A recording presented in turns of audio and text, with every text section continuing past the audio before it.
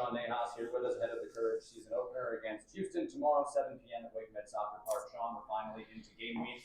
Preseason over, turn our attention to the season. We know what the roster is, know what the team looks like. Your overall thoughts here after a long preseason and getting ready to jump into the regular season? I think obviously preseason can tend to get a little bit monotonous, and they sort of get tired of playing against each other and training. We really haven't had a full team to train with all preseason because of injuries and in and out of camps. So, I think we're in a good spot. I think we just have to, we'll see where we're at tomorrow and let that be our foundation and build upon it. But the players have put the work in. We've laid some of the foundation down and principles down that we want to follow from last year. But, until you get into a real match and the energies and the, all that stuff that comes along with it, we won't really know where we're at. But the one thing I do know is we won't be anywhere near where we want to be. So that's always the fun part. Knowing that, what are kind of some of the barometers you look for from the team in game one, knowing that things aren't going to be totally clean just yet? I think it's the basic principles that we've talked about and try and build upon last year. Obviously, we're missing some key pieces, and to be really honest, I know how it goes. Everyone wants to win, and everyone that sits and wants to evaluate how games go, they're going to look at the first game and say good, bad, or indifferent. You can come out and put on a perfect performance. That doesn't mean it's going to carry over the next day. You can put out a terrible performance, and you can come out the following week and put on an unbelievable performance. That's how we look at it. But again, just the little ideas, the little nuances. We have a lot of new players again. So I think we'll be okay in terms of that.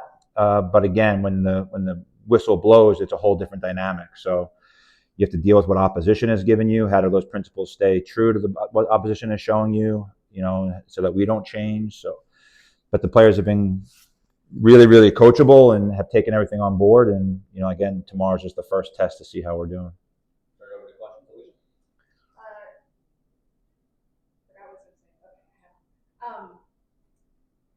In the off season, when you're looking back on what you want to build on for this season, your performance as a coach, was there anything in particular that you kind of thought about you wanted to work on or you wanted to change about your approach for this year? Me personally? Yes. No. I think you always want to try and evolve. I definitely I'm putting a lot more responsibility on my assistant coaches. It sounds crazy, but having four of us sitting in a small room bothers me. That's just not how my mind is. So now I separate myself, just so I can have a little bit of decompression time. So it's just really recognizing those things that work for me, and maybe things I need to be, put myself in a situation. It's definitely healthier for me. My mind is always racing. I'm always thinking about something. I'm always thinking about a tweak here or there. My mind's often in the clouds once the season starts because my mind, it doesn't turn off for 10 months now, So, and I'll be honest with you, even this off season, I didn't turn off probably as much as I wanted to. I'll probably be honest, I probably didn't turn off at all. But again, it's just like I do with the players. I have to evaluate it week by week and see what did I do right, what did I do wrong, where can I be better, how can I help the players more, how can I continue to raise the standard of the team and the club. So those are little things that I look at that I also don't want it to take away from the enjoyment of getting an opportunity to coach.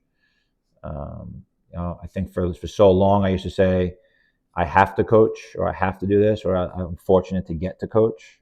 There's a lot of things I can say about a lot of different dynamics that get in my head, but those are people that I don't go to opinions for, so it doesn't really matter to me. So on a related note, you said it was hard to kind of switch off this off season. Mm-hmm. Do you have spring fever? Are you excited? Oh yeah. Yeah, because it's what the players prepare for. I get excited for that moment to see how it comes to fruition. Like last year, I was thrilled with the performances of our players. It's been a long preseason, so you do get tired of it, because you can only talk about so many things so many times. And you also don't want to throw a million different things at them where they can't bring it all into their own mind frame. But yeah, I'm excited. To be honest, I'm a little bit fatigued. But once the season gets going, the breakdown of the weeks is a lot easier. It's not 6, 7 days. Or 5 days. It's up days, down days, off days. So, but the players always give us energy because of how much they work for us, and how much they perform for each other, and how committed they are to being coachable, and that gives us energy every single day. And it's been a fun group to work with. So, like I said, tomorrow's just the first stroke on another blank canvas that we're building. So we'll see where that stroke takes us. Just kind of building off of what you said, is it a way of like kind of breaking down the season into building blocks? You've got the preseason. You're going to take that game 1, game 2, game 3, and kind of see what's working and what's not, and then building more information into the players' mindset from there. Is that kind of how? Yeah, I think some coaches do things differently. Like some will build out periodization blocks of tactical blocks if they want to work on these things for 3 weeks. And I'm not one that does that or believes in that. I think it becomes monotonous. I think each week we have to look at the performance and say, where do we need to be better? What do we do really well, and how do we improve that? How do we make our strengths great? How do we make our weaknesses our strengths? And what does the next team propose to us or pose to us? And how do we prepare for that? Still within our principles. So it is a week by week thing. It's not.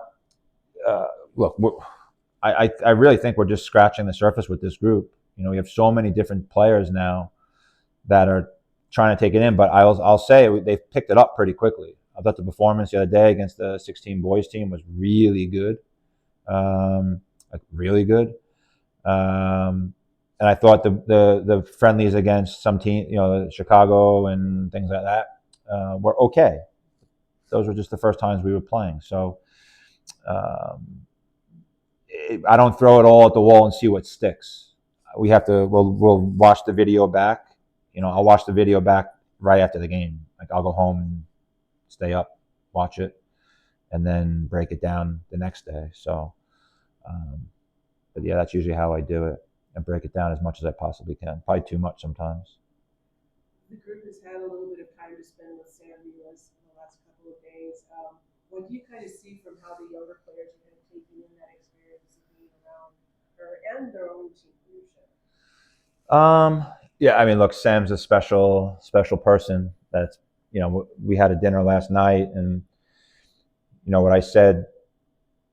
All these players that are currently wearing our kit are playing on the foundation that Sam set for our players, as well as other players, but we're recognizing Sam. The 2 stars will forever be a part of our club, and Sam's a massive part of those 2 stars. But I talk more about who she is as a person and a character than I did as a footballer, because she's just an unbelievable person. So for her to be home, especially how everything sort of went when she left, and the dynamic of everything, we're thrilled to be able to bring her back. I think the younger players still look at her as Sam Nahas.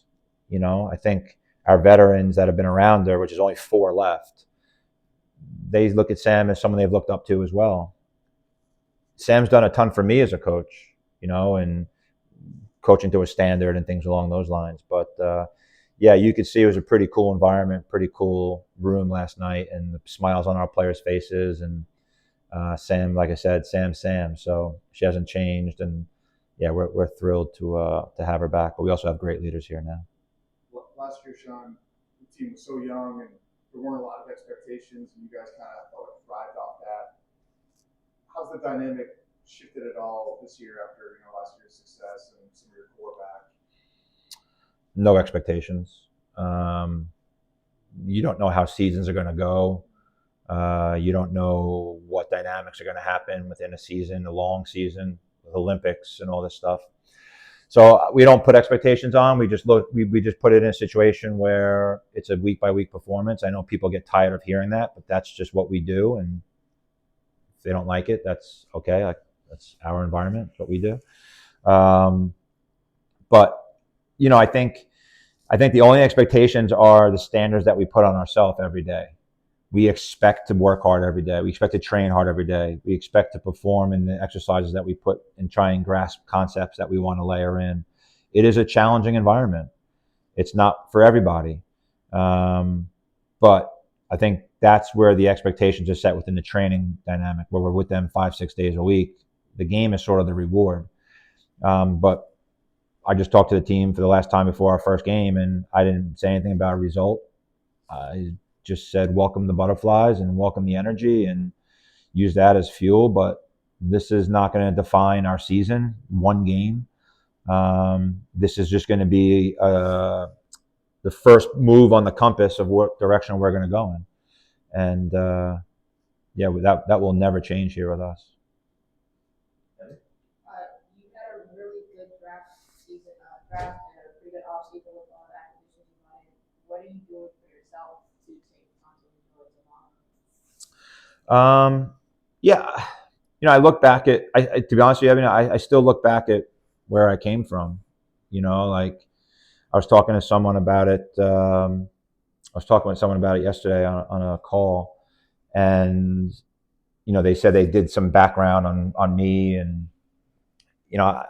I still pinch myself every once in a while to realize that I started as a coach in the youth dynamic, coaching 3rd and 4th level teams. I was building fences at WRAL my first year. That ain't happening now. I can tell you that. No coach is doing that. All coaches want to do is coach the top team. But I just, I'm proud of the people I've surrounded myself with. I'm proud of the commitment that I've made to this craft, and I'm a very private person. And I'm pretty stoic in many ways, but anytime I get a chance to be around this group, it brings me a joy. And I trust what we do and believe what we do. But I think the biggest thing, Emily, is I'm going off of last year and how people talked about us. And that almost gave me a confidence about I belong in this landscape. And it's going to be an evolution for me as a coach every single year too. And the moment that I stop learning, I should get out of this job. So I'm learning just as much as anybody else every day. But that's how I look back at where I came from and where I'm at now, and proud of the loyalty I showed to this club, the youth club. It's not very often you stay at one club for 18 years, but there's a loyalty there, and from now until the day I leave the club, if that ever happens, I don't know. It'll always be a part of who I am, and I can't, think of a better place to do it in. Tyler, via Zoom. Hey, Coach, I just wanted to ask if you could speak a little bit on Jenna and Nahas signing and how they've been this preseason. Jenna and Maya. Yeah, I think, when we came into preseason, obviously we have quite a few injuries, and we needed some depth in the back line, and we've been really honest with them about where things were going. And after IMG, they put on a good performance. They're great kids. They're great people. The players love having them around. They help our environment. Jen is obviously a pro in the league and has played games, and so having that little bit of veteran status has been helpful for us. We needed some cover, especially with Sydney Collins going out. Talia is still back and forth with school, so we needed some cover back there, and they provide that. So I think most people will say we probably have the most depth in the middle of the park, but we just felt that it was needed, and they're however long they're here for, whether it's the full season, years beyond. I know that the work they put in every day helps us get better, so we felt that they should be rewarded. It rewards them, and it helps us in regards to our depth. And then I just want to ask you, there hasn't been a whole lot of talk about Manaka coming back this season after she kind of burst on the scene for the current class here. Do you think that's a good thing that there's not that expectation? Are you expecting a big breakout season for her this year when she's had a full preseason? She's 19 years old. I can't put expectations on her. You just let her do her thing. I think all the writers put expectations on the players. But I look at it as, I don't care who talks. I don't think she even cares about that either.